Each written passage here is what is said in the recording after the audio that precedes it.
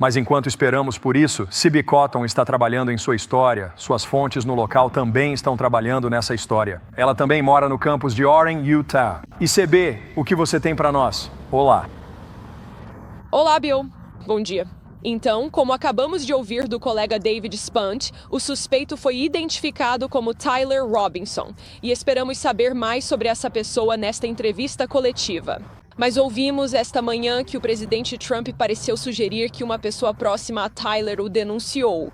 O que estou ouvindo de uma fonte federal, acabei de receber uma mensagem, é que o pai desse suspeito o entregou ontem à noite no sul de Utah.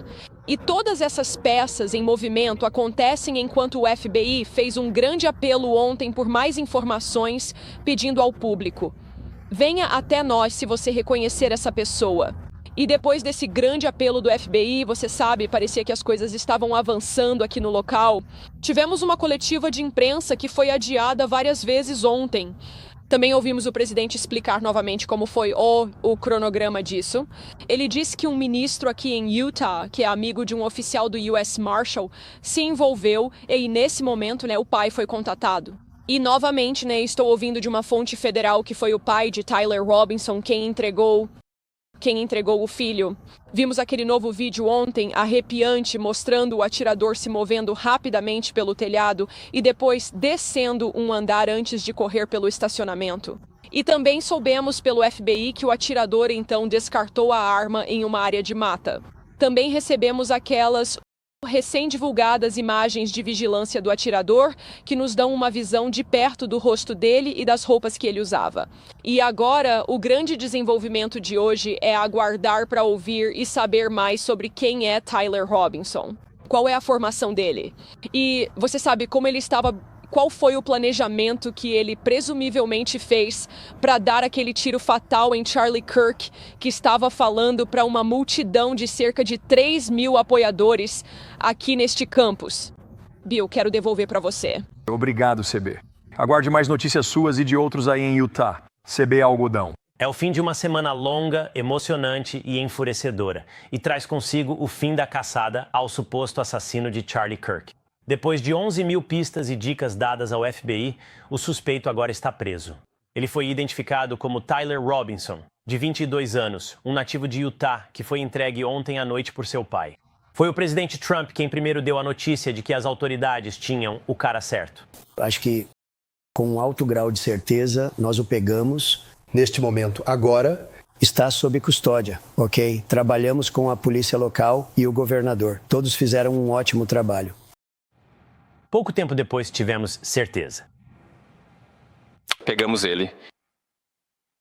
Na noite de 11 de setembro, um familiar de Tyler Robinson entrou em contato com um amigo da família, que então procurou o gabinete do xerife do condado de Washington com informações de que Robinson havia confessado a eles ou dado a entender que havia cometido o incidente.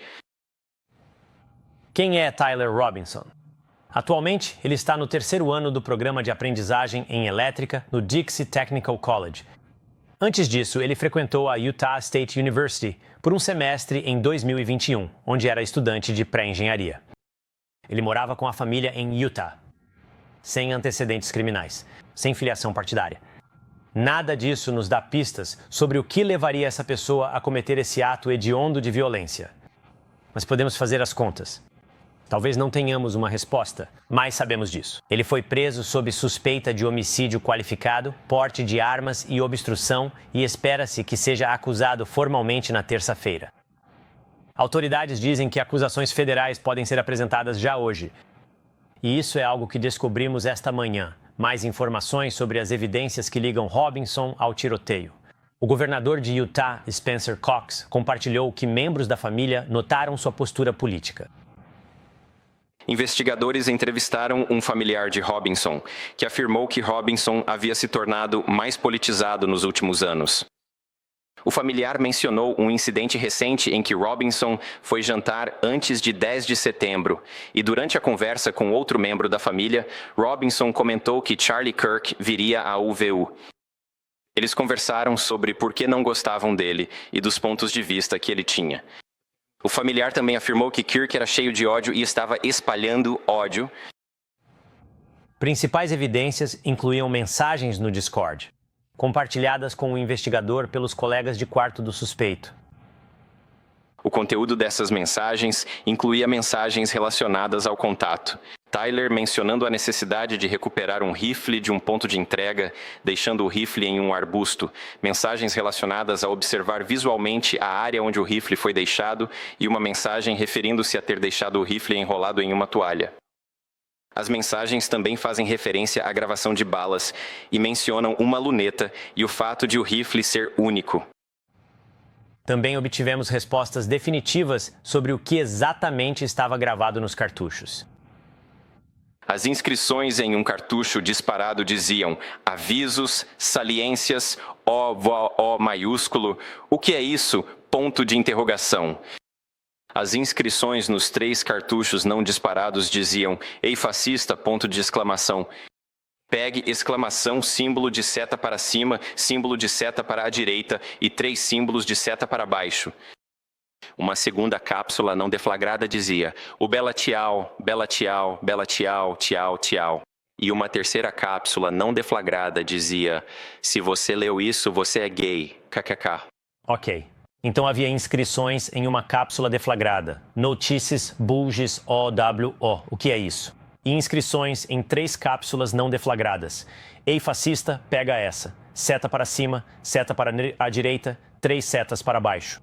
Ó, Bela Tchau, Bela Tchau, Bela Tchau, Tchau, Tchau. Se você leu isso, você é gay, kkkk. E o que é isso, Bela Tchau? Bem, é uma frase que tem aparecido recentemente em alguns lugares. É um hino antifascista. Em 2013, apareceu em protestos em Istambul. Em 2018, protestos no Brasil. A resistência ucraniana à guerra russa também viu essa frase aparecer. Em 2022, mulheres iranianas protestando contra o uso obrigatório do hijab. O diretor do FBI, Kash Patel, que viajou para Utah na noite passada para estar no local, disse que sua agência continuaria trabalhando até que tudo estivesse resolvido. Ele encerrou com uma mensagem sincera. Estaremos aqui para responder a cada chamado que eles realmente tiverem, pelo tempo que for necessário, pelo tempo que precisarmos para encontrar e prender quaisquer suspeitos envolvidos neste crime. Por fim, ao meu amigo Charlie Kirk, descanse agora, irmão. Nós estamos de vigia e te verei em Valhalla. Para onde vai essa investigação a partir daqui? O que as autoridades estão analisando no momento? Agora, para discutir o assunto, está comigo o ex-chefe adjunto de polícia, unificado, aposentado e ex-professor da Universidade de Utah, Chris Bertram. Chris, obrigado por estar conosco aqui hoje. Ao analisar as evidências que eles já coletaram, essas citações antifascistas nos cartuchos, as postagens dele nas redes sociais, no Discord, o que você conclui a partir do que sabemos agora sobre o suspeito? Sabe, mais uma vez, com algumas das ideologias extremistas que ele pode ter considerado na época, o que não sabemos e eu acho que nossos parceiros federais, estaduais e locais provavelmente têm mais informações sobre qual era a intenção dele e o que ele vinha fazendo. Eu imagino que essa investigação vai continuar até que eles possam, de fato, determinar quem ele é, o que ele tem feito, não só nas últimas horas, mas nas últimas semanas, meses e anos, e relacionar isso ao que aconteceu na Utah Valley University. Chris, com a quantidade de informações que temos agora, essas inscrições antifascistas nos cartuchos de bala, o que ele pode ter dito em um jantar de família, o que ele está dizendo em canais do Discord, a verdade é que o tipo de linguagem que estou vendo dessa pessoa agora não é particularmente único. Esse tipo de coisa pode ser visto em todas as redes sociais. Está se tornando mais difícil, eu suspeito, de distinguir um usuário online que foi radicalizado pela esquerda de alguém que está disposto e pronto para cometer violência. Sim, é verdade. E você sabe, voltamos novamente à nossa primeira emenda. Temos o direito de dizer esse tipo de coisa, mas a violência que se segue não está presente. E cabe à polícia equilibrar isso em relação à coleta de informações que fazemos. Sabe, coisas que levantam suspeitas, outras que são apenas parte de discussões críticas normais e, você sabe, conversas. E eu acho que, sabe, com Infelizmente, com indivíduos como ele, que são lobos solitários, eles não compartilham isso, não participam de conversas em grupo onde realmente falam sobre violência, isso se torna muito, muito difícil. Sabe, às vezes chamamos isso de eventos cisne negro, que é simplesmente difícil prever isso. Saber que alguém assim, que tem falado sobre essas coisas, talvez sem intenções violentas, de repente vai lá e comete um ato como esse. Bem, talvez isso diga menos sobre esse indivíduo em particular e menos sobre a aplicação da lei, e talvez diga mais sobre o tipo de conversa que se tornou comum na esquerda americana, de que é muito difícil distinguir entre uma pessoa louca pronta para cometer violência de verdade e o tipo de discurso que você vê com mais frequência na esquerda. Chris, obrigado pelo seu tempo. Pode apostar. Obrigado. Bom dia, senhoras e senhores. Nós o pegamos. Na noite de 11 de setembro, um membro da família de Tyler Robinson entrou em contato com um amigo da família, que então contatou o gabinete do xerife do condado de Washington, com a informação de que Robinson havia confessado a eles ou dado a entender que havia cometido o incidente. Essa informação foi repassada ao gabinete do xerife do condado de Utah e aos investigadores da cena na Utah Valley University. Essa informação também foi transmitida ao FBI. Os investigadores analisaram imagens adicionais de vídeo da vigilância da UVU e identificaram Robinson chegando ao campus da UVU em um Dodge Challenger cinza por volta das 8h29 da manhã do dia 10 de setembro, onde ele é visto no vídeo, vestindo uma camiseta lisa vinho, shorts claros, um boné preto com um logotipo branco e tênis claros. Quando foi abordado pessoalmente pelos investigadores no condado de Washington, nas primeiras horas da manhã de 12 de setembro, Robinson foi visto vestindo roupas compatíveis com as das imagens de vigilância. Os investigadores entrevistaram um familiar de Robinson, que afirmou que Robinson havia se tornado mais político nos últimos anos. O familiar mencionou um incidente recente em que Robinson foi jantar antes do dia 10 de setembro.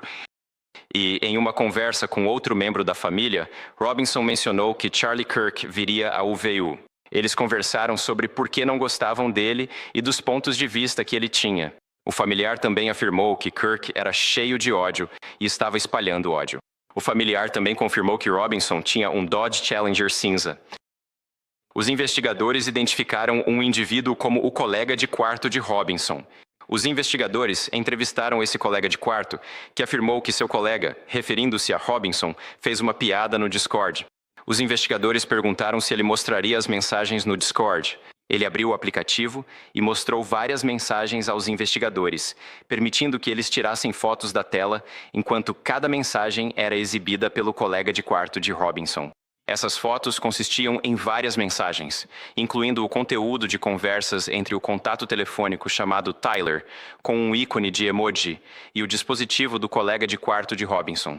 O conteúdo dessas mensagens incluía mensagens associadas ao contato Tyler, afirmando a necessidade de recuperar um rifle de um ponto de entrega, deixar o rifle em um arbusto, mensagens relacionadas a observar visualmente a área onde o rifle foi deixado, e uma mensagem referindo-se a ter deixado o rifle enrolado em uma toalha. As mensagens também fazem referência a gravar balas e mencionam uma luneta e o fato de o rifle ser único. Mensagens do contato. Tyler também mencionaram que ele havia trocado de roupa. Eu sei que também houve especulação sobre a escrita nessas cápsulas, nessas cápsulas de bala. Acredito que também temos isso. E eu vou compartilhar isso com vocês agora. Então, a área ao norte da Campus Drive Road, onde o suspeito atravessou, vocês viram parte disso no vídeo que divulgamos ontem à noite, consiste em uma área gramada com árvores na borda do campus da UVU. Os investigadores descobriram um rifle de ferrolho enrolado em uma toalha de cor escura. Foi determinado que o rifle era um Mauser modelo 98/3006. Calibre, rifle de ferrolho calibre 3006. O rifle tinha uma luneta montada em cima. Os investigadores observaram inscrições que haviam sido gravadas nas cápsulas encontradas junto com o rifle. As inscrições em uma cápsula deflagrada diziam Notices, Bulges, óbvio O maiúsculo. What's this? Ponto de interrogação. As inscrições nas 3 cápsulas não deflagradas diziam: "Hey, fasciste!", ponto de exclamação, "Catch!", ponto de exclamação, símbolo de seta para cima, símbolo de seta para a direita, e A símbolo, e 3 símbolos de seta para baixo. Uma segunda cápsula não deflagrada dizia: "Oh, bela tchau, bela tchau, bela tchau, tchau, tchau." E um terceiro cartucho não disparado dizia: "Se você está lendo isso, você é gay, kkk." Somos gratos às forças de segurança de todo o Estado que trabalharam em perfeita colaboração, às autoridades locais, estaduais e nossos parceiros federais do FBI. E somos gratos a todos que trabalharam juntos em tão pouco tempo para encontrar essa pessoa e fazer justiça. Quero agradecer ao público que esteve tão engajado, revisando vídeos, nos ajudando com dicas e colaborando para chegarmos até aqui. Quero agradecer aos familiares de Tyler Robinson, que agiram corretamente neste caso e também conseguiram entregá-lo às autoridades. Quero agradecer especialmente à família de Charlie Kirk, a Erica, aos pais do Charlie, aos seus filhos. Quero que pensemos neles enquanto buscamos justiça neste caso.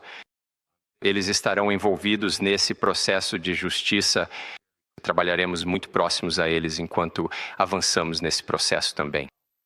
Este é um dia muito triste, mais uma vez, para o nosso país. Um dia terrível para o estado de Utah, mas sou grato por, neste momento, termos a oportunidade de encerrar este capítulo tão sombrio da história do nosso país. Vamos agora ao nosso correspondente Matt Finn, que está ao vivo do lado de fora da casa do suposto assassino no sudoeste de Utah. Matt, há alguma movimentação aí agora? Sim, Andrea, a polícia está protegendo rigorosamente a casa atrás de mim, que acreditamos ser a residência da família do suposto atirador Tyler Robinson. E se você olhar por cima do meu ombro, pode ver um Dodge Charlie cinza. As autoridades dizem acreditar que ele dirigiu um Challenger entrando e saindo da propriedade da universidade quando supostamente assassinou Charlie Kirk. Neste exato momento, vizinhos estão saindo de casa para ver a movimentação neste bairro. Obviamente, eles estão muito preocupados. Acabei de falar com uma vizinha que disse que, infelizmente, ela não está surpresa porque é o que ela sente. Esse tipo de violência política e ódio está aparecendo em todos os cantos do país agora. Esse bairro é muito bem cuidado, de classe média a alta. St. George, onde estamos agora, umas centenas de quilômetros ao sul da cena do crime onde estivemos nos últimos dias. Então, se o atirador realmente dirigiu até esta casa, como parece que fez, ele, você sabe, percorreu uma distância de algumas centenas de quilômetros até aqui em St. George, que é uma área muito bonita, em uma região cênica do país. Até agora não confirmamos se alguém estiver em casa agora, ou se a mãe e o pai dele estiverem na área, mas nós o manteremos atualizado sobre o St. área de George. Sandra, John. Sabemos que sim. Matt Finn mora na casa da família lá. Muito obrigado. O FBI forneceu uma grande atualização sobre o assassinato de Charlie Kirk, anunciando que Tyler Robinson, de 22 anos, que você está vendo, foi identificado como o responsável por matar Charlie Kirk em um evento de palestras no campus da Utah Valley University.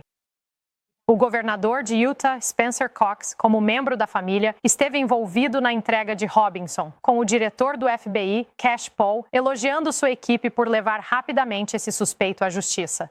Foram cerca de 33 horas e eles o encontraram. Bom dia, senhoras e senhores. Nós o pegamos. É isso que acontece quando você deixa bons policiais fazerem seu trabalho. O FBI e nossos parceiros têm orgulho de estar aqui hoje juntos para trazer justiça à família de Charlie Kirk e honrar sua memória. O suspeito foi detido às 22 horas, horário local.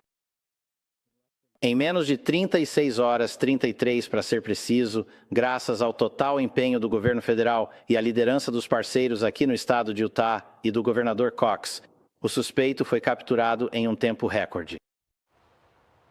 Cash Paul encerrou essas palavras dizendo isto ao meu amigo Charlie Kirk.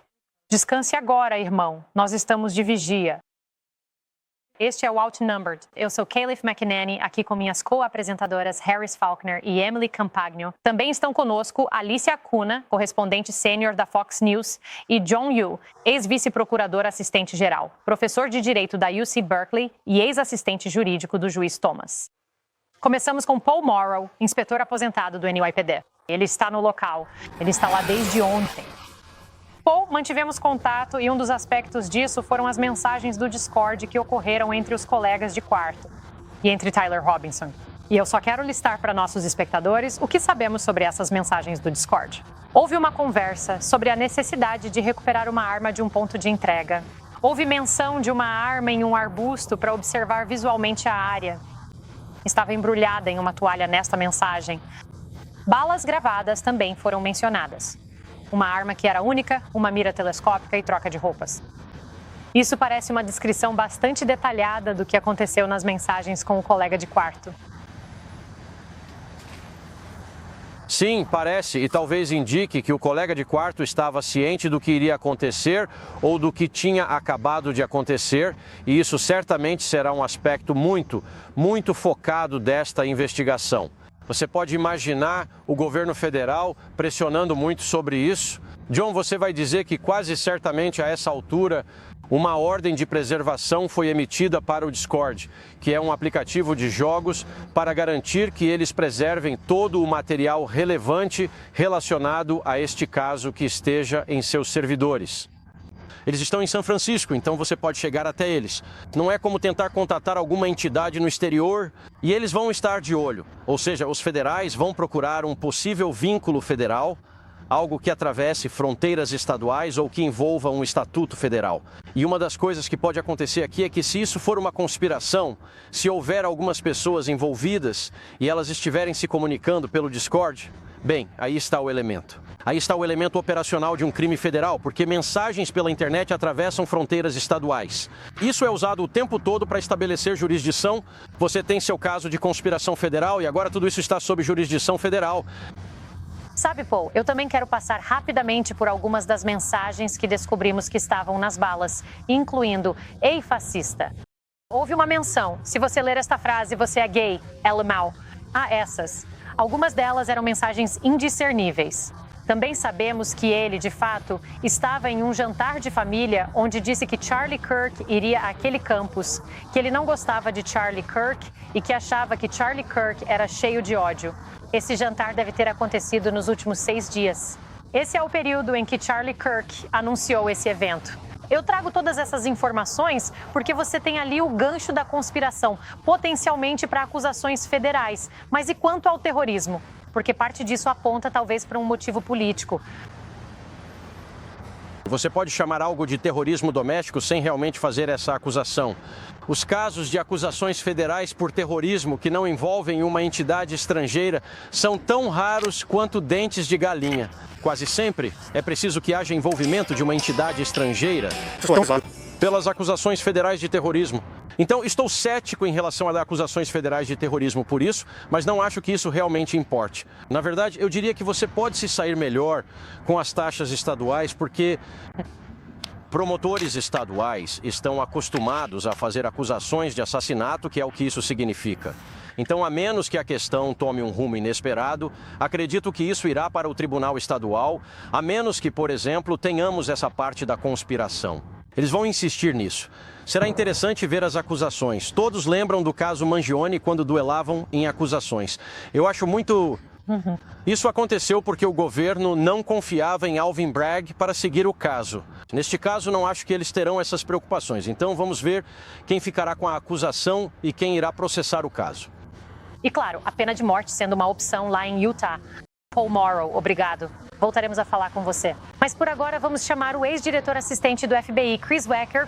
Chris, eu gostaria de te perguntar, o que está acontecendo neste momento? Porque nós soubemos apenas um pouco, só uma fração do que o FBI sabe. Imagino que existam mandados de busca. Imagino que eles estejam vasculhando dispositivos, analisando computadores, procurando qualquer coisa que possa indicar um possível motivo ou uma possível conspiração. Certo, tudo isso. Mandados de busca na casa dele, onde quer que ele esteja, sabe? Onde quer que seja, no carro dele, no celular, no laptop, no computador. sites de mídia social, como o Paul apontou. Concordo com eles 100%, acho que eles vão ter que tentar forçar um nexo federal aqui, mas acho que vão ter que encaixar algo à força. O John pode, você sabe, esclarecer mais sobre isso, mas eu vasculhei os estatutos. Não consigo encontrar nenhum que realmente se encaixe aqui e traga a mesma gravidade e sentença de morte que uma acusação de homicídio em primeiro grau em Utah. Agora, eles também estão no processo, saímos da caçada para a fase de acusação, vamos construir uma acusação, combinar as evidências forenses com o suspeito, conversar com pessoas, coletar toda a perícia computacional e eletrônica. Tudo isso leva tempo e, sabe, ele tem 3 dias até que as acusações formais sejam apresentadas em Utah. Então ainda há um pouco de tempo, mas eu realmente não acho que veremos um crime federal sendo acusado aqui que tenha a mesma gravidade e certeza que você teria em Utah sob uma acusação estadual. Chris, há 1 hora, ou melhor, 2 horas atrás, Jim Trusty mencionou um advogado que ele não viu nenhum promotor naquela coletiva de imprensa e que isso foi estratégico. E eles divulgaram estrategicamente as evidências de uma forma que, sabe, cumpriu o que o público precisa saber, mas também mantendo atenção à santidade da acusação. Ele observou: se você é um agente do FBI, como determina o que o público deve saber e o que deve ser mantido em sigilo? Sim, e eu também sou ex-promotor estadual, então vejo isso pelos 2 lados e você precisa ter muita disciplina neste estágio do processo para garantir que não está fornecendo mais informações do que deveria. Quero dizer, existem diretrizes federais, o manual do procurador do Zamin Arquira e as diretrizes do Departamento de Justiça estabelecem o que você pode divulgar neste estágio do processo e são informações bem básicas. Você não quer que suas testemunhas obtenham informações pela mídia e você não quer passar detalhes que não são necessários para certas testemunhas. Você quer que elas tenham suas próprias lembranças. Então você não quer, digamos, contaminar a acusação de nenhuma forma. Você peca pelo excesso de cautela. Por isso, fico um pouco surpreso de não haver um promotor ali, porque eles deveriam estar presentes para segurar as rédeas, se necessário. A última coisa que você quer fazer neste momento é colocar uma acusação em risco. Sabe, Chris, uma última pergunta para você. Houve comentários esta manhã do presidente dos Estados Unidos, alguns detalhes sobre o familiar que entregou Tyler Robinson. Agora sabemos que isso aconteceu na noite de 11 de setembro. Já vimos muitos casos em que familiares acobertam seus filhos, em especial pais escondem seus filhos. Com base no que o presidente disse, parece que talvez o pai tenha participado em manter esse indivíduo detido e, por fim, entregá-lo. O grande avanço foi um familiar que se apresentou. Sim, e aparentemente o pai é um delegado do xerife, né? Então isso não é inédito, mas na verdade é o melhor cenário possível aqui, com base, sabe? E foi exatamente isso que eles buscavam quando divulgaram aquelas informações, as fotos e tudo mais, que alguém próximo a ele levasse a informação para as pessoas certas e eles evitaram um tiroteio ou um suicídio. Então esse membro da família fez isso por compaixão pela pessoa, pelo filho ou pelo ente querido. Então, sabe, isso é algo difícil de fazer. Você pode imaginar a decisão dilacerante que eles tiveram que tomar, mas foi a coisa certa a se fazer, e eu já vi isso acontecer antes, mas é relativamente raro, como você apontou.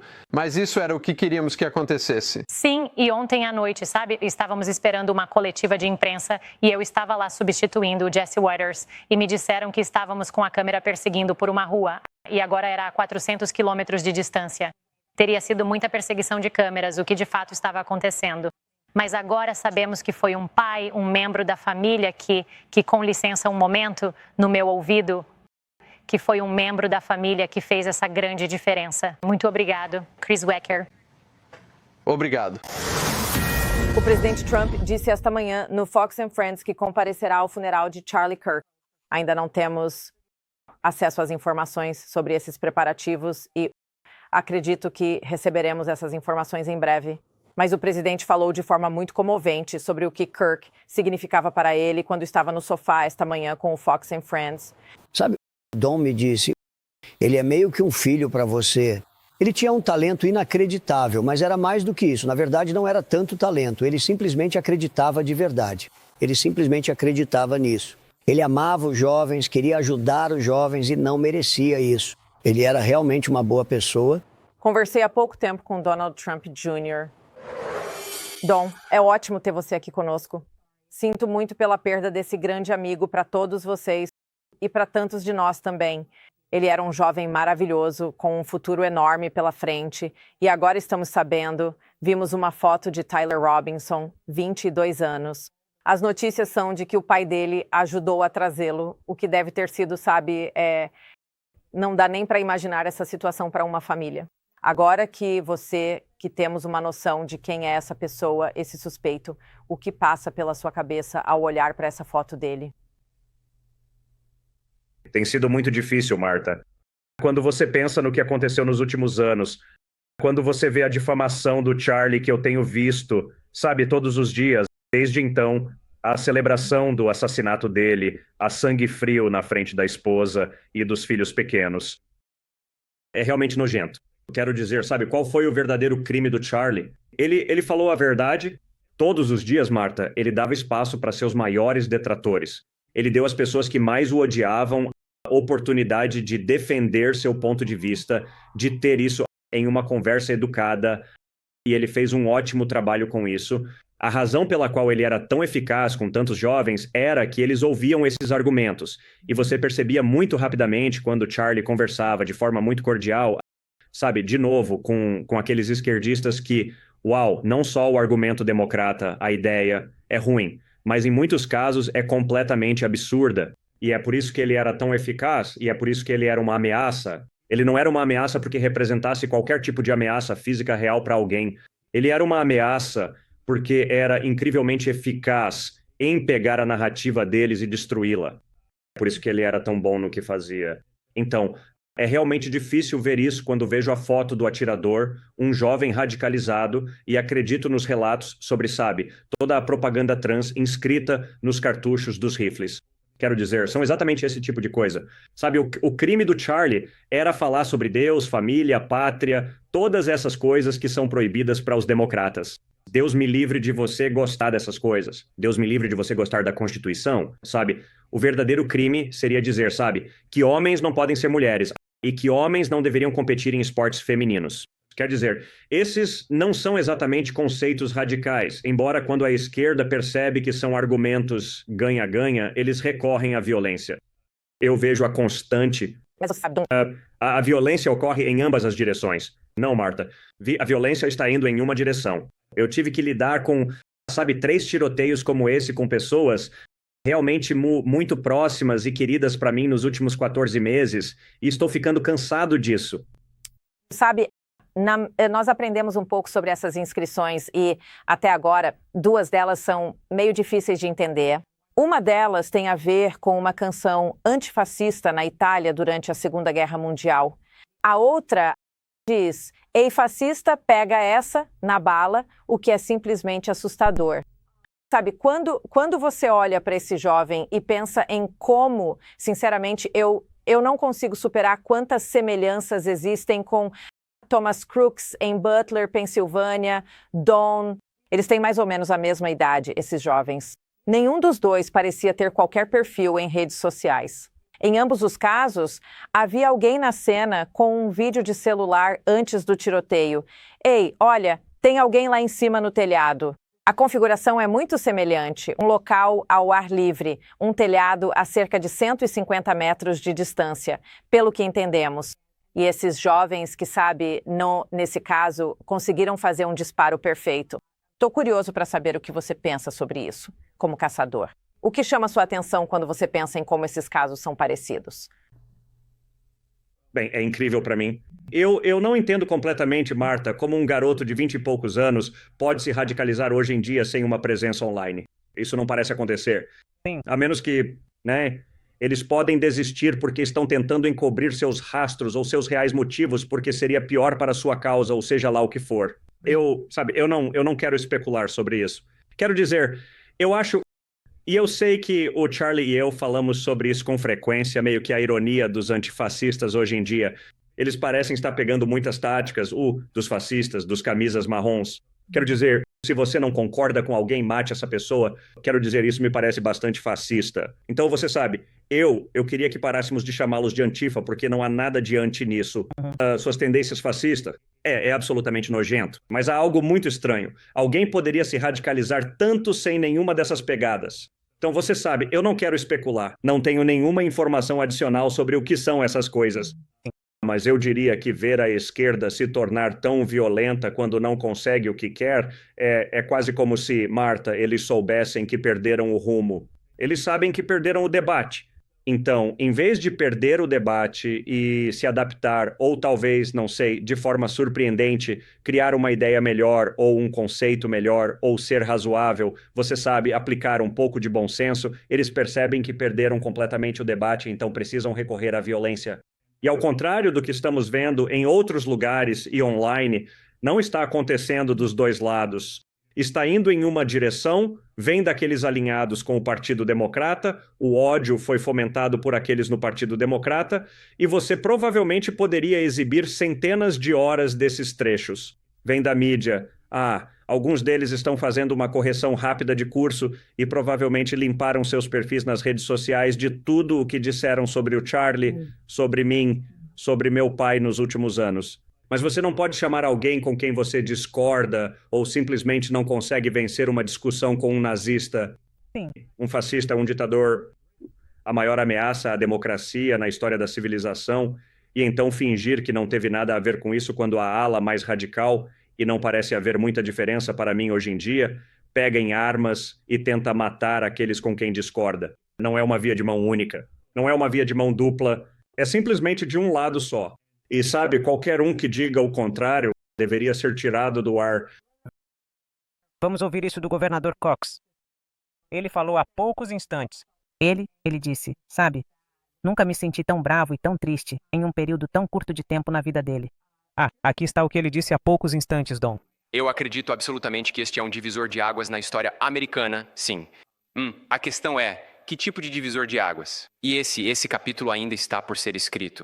Será este o fim de um capítulo sombrio da nossa história ou o começo de um capítulo ainda mais sombrio? Qual é a sua reação a isso? Eu concordo com ele. Quer dizer, sabe, eu não querendo fazer trocadilho, mas eu definitivamente acho que é um ponto de virada. Quando eu vejo o que está acontecendo online dos dois lados, sabe, eu vejo a esquerda comemorando essas coisas e vejo a reação da direita que finalmente está acordando e entendendo exatamente o que parece que eles adorariam fazer conosco. Quer dizer, eu sei, sabe, eles queriam me colocar na cadeia, tentaram matar meu pai 2 vezes, queriam tirar os negócios dele e também queriam jogá-lo na cadeia. E você vê inúmeros casos disso, de novo, vindo só de um lado. Eu já tive essas conversas com o Charlie tantas vezes. Quer dizer, ele conseguia sair por aí, sabe, sempre sob ameaça, porque ele realmente acreditava em sua fé. Ele acreditava na missão, ele acreditava em Deus e que estava fazendo a coisa certa pelo nosso país, e eu concordo com ele 100%. Eu acho que ele gostaria que a gente reconhecesse essa ameaça, que agíssemos como ele agiria, mas que permanecêssemos destemidos, sabe? Que a gente saísse por aí e tivesse essas conversas. Porque a única maneira, eu acho, neste momento, de os democratas e a esquerda realmente vencerem esse argumento é se eles conseguirem nos silenciar, nos colocar com medo, garantir que nunca tenhamos esse diálogo. Sabe, a maioria silenciosa é real. Está lá. Quando começamos a falar sobre essas coisas nos campi universitários, Charlie e eu, em 2015 e 2016, quando você sabe... Isso era inédito para um grupo conservador, ir até o campus de uma faculdade e tentar conquistá-los. Sabe, quando você tem esse diálogo, você percebe, espere um segundo, ali há muito mais pessoas conosco do que contra nós. Eles foram pressionados por tantas coisas, de novo, a mídia, né, as redes sociais. Quer dizer, isso pareceu um obstáculo intransponível por muito tempo. Acho que esse não é mais o caso. Você vê tantas pessoas apolíticas, mas razoáveis, talvez até mesmo de esquerda e razoáveis, dizendo, ok, isso foi longe demais, isso é loucura. Então, eu acho que se fizermos o que o Charlie tentou fazer por anos, que é reunir as pessoas, uni-las em uma causa comum pelo que será bom para o nosso país, nossos filhos e, mais importante, para a nossa civilização, eu acho que se continuarmos com isso e não deixarmos o medo nos dominar, Sabe, o legado do Charlie será muito bem preservado.